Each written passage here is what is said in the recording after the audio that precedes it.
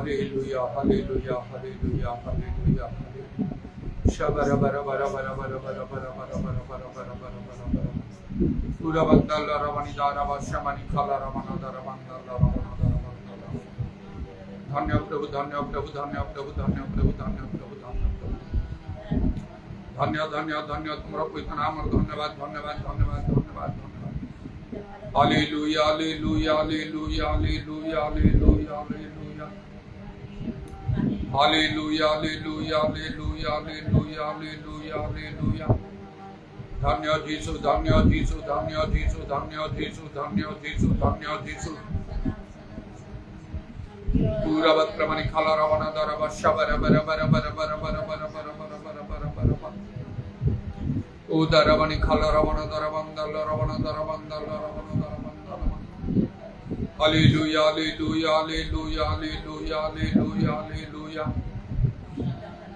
धन्य यीशु धन्य यीशु धन्य यीशु धन्य यीशु धन्य यीशु धन्य यीशु धन्य धन्य धन्य तुम्हारा पवित्र नाम और धन्यवाद धन्यवाद धन्यवाद धन्यवाद धन्यवाद धन्यवाद हालेलुया हालेलुया हालेलुया हालेलुया हालेलुया हालेलुया शबरे खरवंदल रवणी बेरी बेरी बेरी बेरी बेरी बरा बरा बरा बरा बरा बरा बरा बरा बरा शमन बरा बरा बरा बरा बरा बरा बरा बरा बरा बरा बरा बरा बरा बरा बरा हालेलुया हालेलुया हालेलुया हालेलुया हालेलुया हालेलुया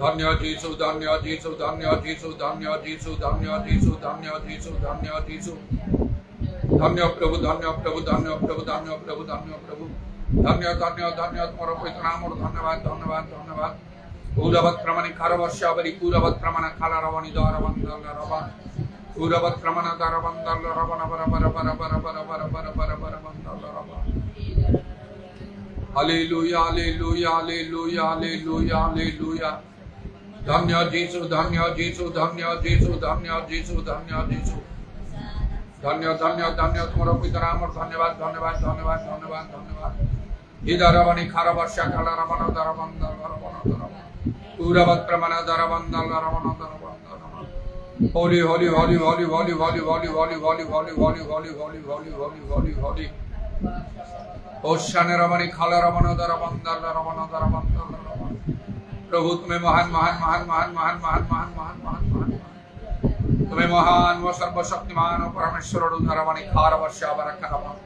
शाबरी बिरी बिरी बिरी बर बर बर बर बर बर बर बर बंदल रमा पूरवत प्रमण दर बंदल रमणि गर बंदल रमा उषा बर बर बर बंदल रमणि बर बर बर बंदल रमा हालेलुया हालेलुया हालेलुया धन्य यीशु धन्य यीशु धन्य यीशु धन्य प्रभु धन्य प्रभु धन्य प्रभु धन्य प्रभु धन्य धन्य धन्य तुम्हारा पवित्र नाम और धन्यवाद पूरवत क्रमणि खरवशावरी खरवत क्रमण खाला रवा यीशु का नाम रे यीशु का नाम रे यीशु का नाम रे दया करो हालेलुया हालेलुया पूरवत क्रमणि दारवशावरी खरवा उदर वन बर बर बर बर बर बंदल रवा तुम्हें महान महान महान महान महान महान महान तुम्हें महान व सर्वशक्तिमान परमेश्वर तुम्हें नित्य जीवित अट प्रभु तुम्हें आदि अंतरम भविष्य अवक्ष अट तुम्हें जे अछ से अछ प्रभु तुम परिवर्तन नहीं अनादि काल अनंत काल एकमात्र नित्य जीवित सर्वशक्तिमान परमेश्वर तुम्हें अट हालेलुया हालेलुया तुम्हें सर्वशक्तिमान सर्वव्यापी सर्वद्रष्टा अट प्रभु तुम पूर्वर कौन से ईश्वर निर्मित नहब तुम उद्धार नहिब हालेलुया हालेलुया धन्य यीशु धन्य यीशु धन्य यीशु मध्य जो सब वाक्य तुम्हें कह तद्वारा प्रभु तुम्हें समस्त मानव जातिर विचार तुम्हें कर आउ तुम्हें मध्य आउ शीघ्र आसोच प्रत्येक लोक तार कर्मांश प्रतिफल देव पुरस्कार संगे नहीं एथे मध्य मान तुम्हें विशेष भाव में दया कर गणमान चक्षु तुम्हें प्रसन्न करियछ तेणु प्रभु आम जो प्रियमानकर कर्तव्य संबंध में आ सर्वदा सचेतन जागृत रहा संगे संगे अनेकों से जागृत प्रस्त कर तुम्हें दया कर उदारवानी खार वर्षा बारा काराबंदल हवा आमानकर सावधान सब तुम निकट में सुधराई हो प्रत्येक अंग पवित्र आत्मार पूर्ण हवाई तुम्हें दया कर उद्योग शीतल आत्मार तत्वा दया कर मान मंडली समय तुम समस्त मंडली प्रति तुम्हें अनुग्रह कर हालेलुया हालेलुया ताकू तो नरकर बल पराजय करें ना जीशु नाम दया कर समस्त विषय तुम पवित्र पाद तले समर्पण कर प्रभु जीशु नाम प्रार्थना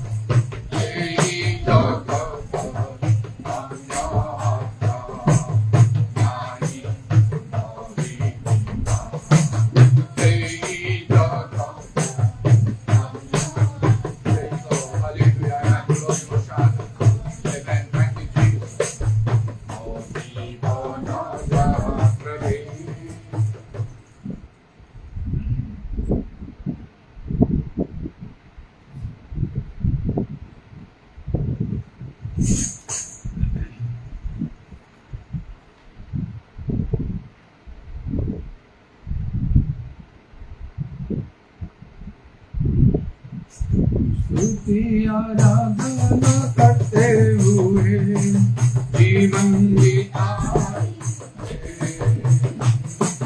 स्तुति आराधना करते हुए जीवन बिताएंगे।